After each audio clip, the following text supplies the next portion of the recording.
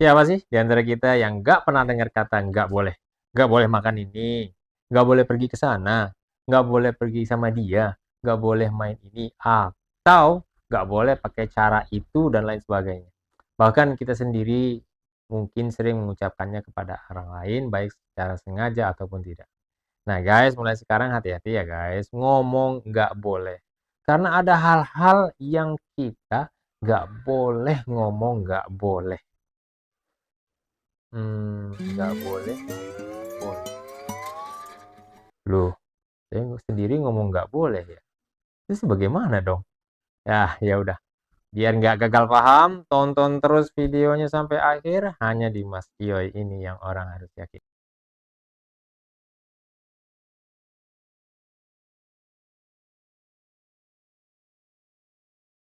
Assalamualaikum warahmatullahi wabarakatuh. Alhamdulillahirabbil alamin. Allahumma shalli ala sayyidina Muhammadin. Jadi guys, ngomong nggak boleh itu bukan berarti nggak boleh dalam semua hal ya. Ngomong nggak boleh itu sih sah-sah saja, oke-oke aja kalau dalam hal muamalah. Contohnya misalnya omongan orang tua kepada anaknya.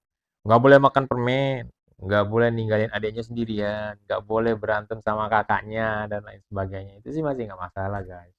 Atau misalkan dalam hal belajar, nggak boleh pakai cara itu kalau soalnya kayak gini, ya.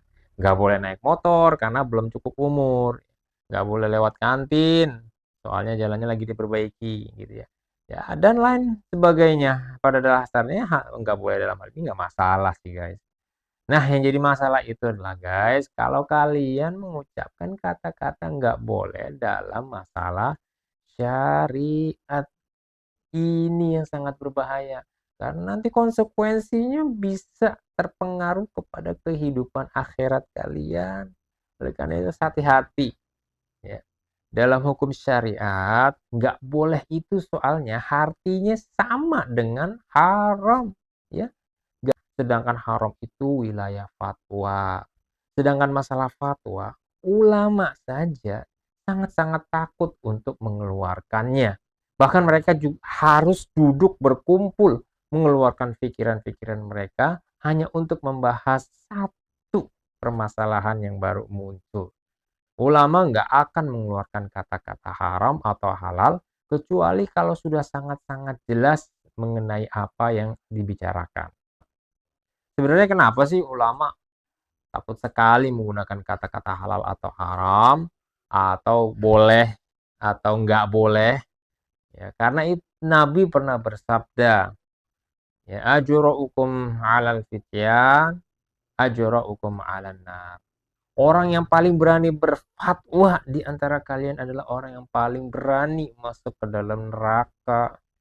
Itu makanya saya bilang tadi, sangat terpengaruh kepada kehidupan akhirat kalian.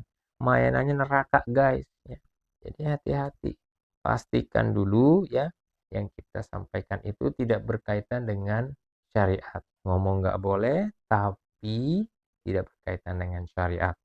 Salah satu ulama yang terkemuka ya adalah Imam Ahmad. Imam Ahmad ini hafal sampai jutaan hadis beserta sanadnya. Guys, jutaan hadis beserta sanadnya. Ya, kitabnya yang terkenal adalah Musnad Imam Ahmad. Ini punya hafalan hadis yang luar biasa banyak saja. Itu lebih sering ucapkan la adri kalau ada yang nanya, ya. Apalagi kalau pertanyaannya itu tidak jelas-jelas sekali ya jawabannya. Nah, jadi itu adalah Imam Ahmad. Begitu juga Imam Malik. Kalau misalkan ditanya sama muridnya sekitar 20 pertanyaan, paling yang bisa dijawab cuma 8, sisanya lah arif, saya nggak tahu gitu. Maka kita nih ya yang sangat awam masalah syariat harus hati-hati mengucapkan kata nggak boleh ya. Jadi jangan terburu-buru, jangan tergesa-gesa dalam mengutarakan kata-kata nggak boleh. Inna ajalah minasyaiton, karena tergesa-gesa itu datangnya dari setan. Di masa sekarang ini kita sering melihat banyak orang menggunakan kata nggak boleh dalam hal masalah syariat. Ya sebenarnya sih nggak apa-apa asal hukumnya itu jelas. Apa contohnya yang hukumnya sudah jelas? Nggak boleh berzina, nggak boleh minuman keras, nggak boleh durhaka kepada orang tua, nggak boleh makan riba, nggak boleh mencuri, ya, dan lain sebagainya. Itu jelas hukumnya, itu disebut dengan mutlak, ya.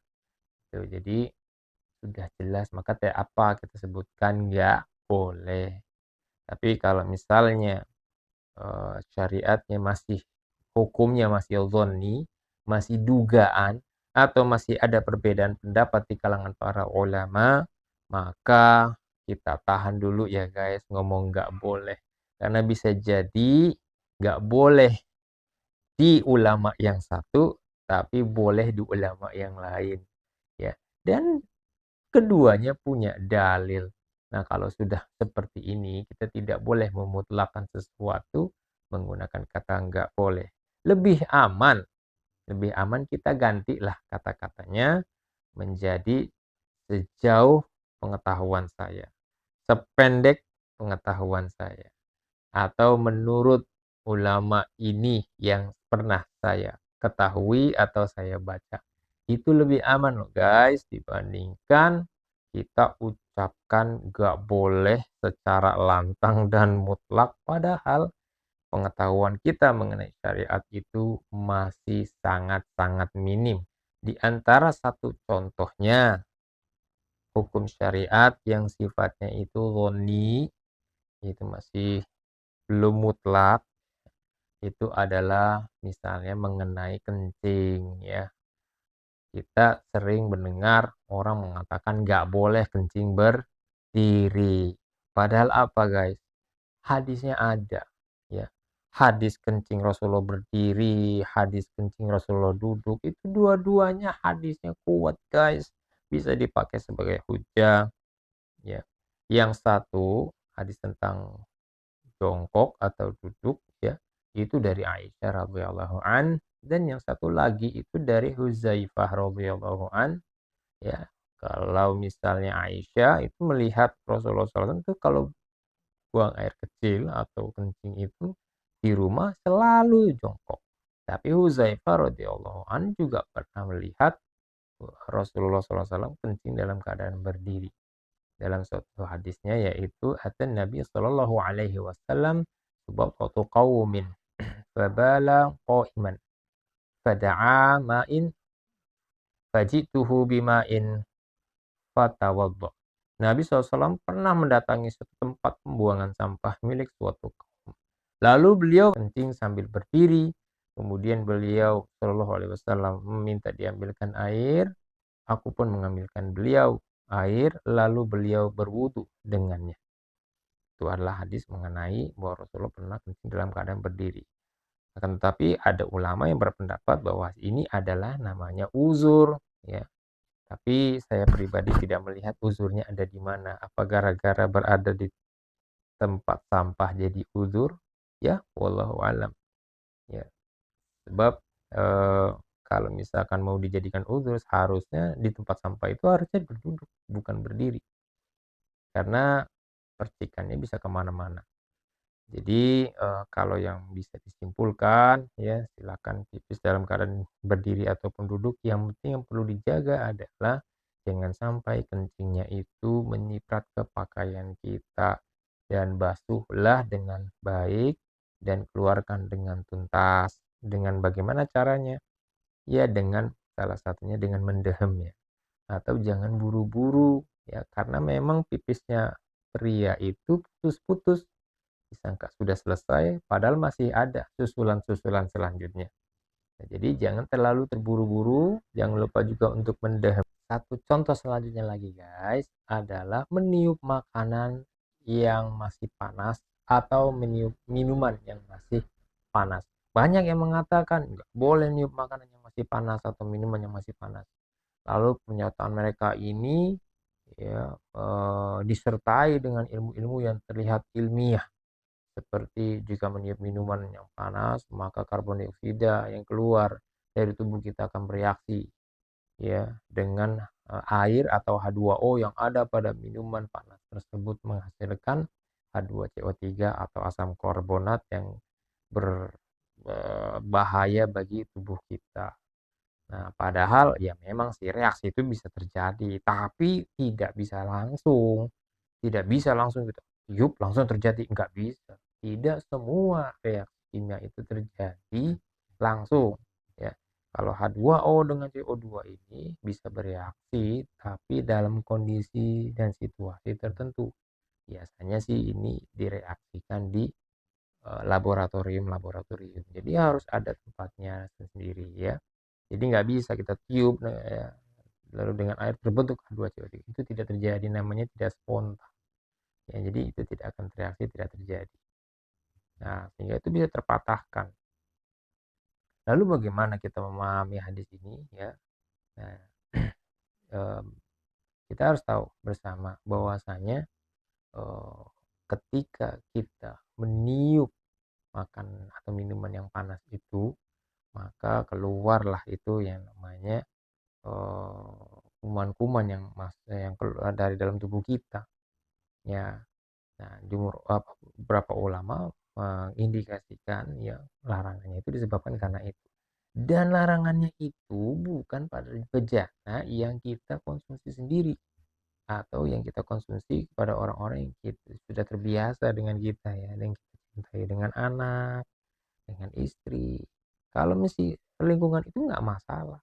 Yang dimasalahkan kalau wadah yang kita tiup itu makanan atau minuman yang panas itu di wadah yang dipakai untuk berjamaah bersama-sama, makannya bareng-bareng, minumnya bareng-bareng. Lalu Anda tiup itu, ya kalian tiup itu yang jadi masalah. Ya karena ada sifat jijik di sana, kotor dan lain sebagainya. Nah, jadi hadis bahwasanya Nabi SAW melarang mengembuskan nafas dan peniupan, ya, pada makanan dan minum, pada bejana. Nah, ini hadisnya dipahami, ya, hadis naha itu Nabi melarang itu dipahami maksudnya adalah hukumnya makruh.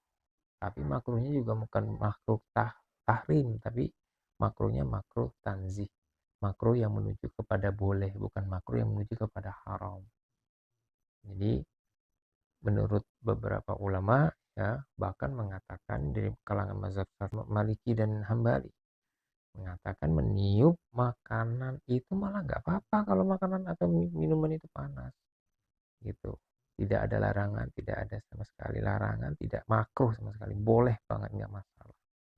Tapi ya itu tadi, ya, bukan untuk pada makanan atau minuman yang akan dikonsumsi secara berjamaah, begitu. Jadi hati-hatilah kita ngomong nggak boleh, ya, takutnya kita aduh kalau kena hadis tadi, yang paling berani berfatwa berani masuk neraka. Naudzubillah min dzalik, naudzubillah min dzalik.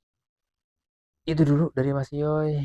Insya Allah kita sambung lagi dengan hal-hal yang mungkin baru, padahal itu sudah lama, tapi kita baru memahaminya karena memang jarang dibahas, ya, di kalangan-kalangan umum. Ya, semoga bermanfaat. Jangan lupa untuk klik like, subscribe, dan di-share. Ya, insya Allah itu menjadi amal jariah buat kalian semua, guys. Ya, aku lo kalian astagfirullahaladzim. Bila taufiq wal hidayah. Wassalamualaikum warahmatullahi wabarakatuh.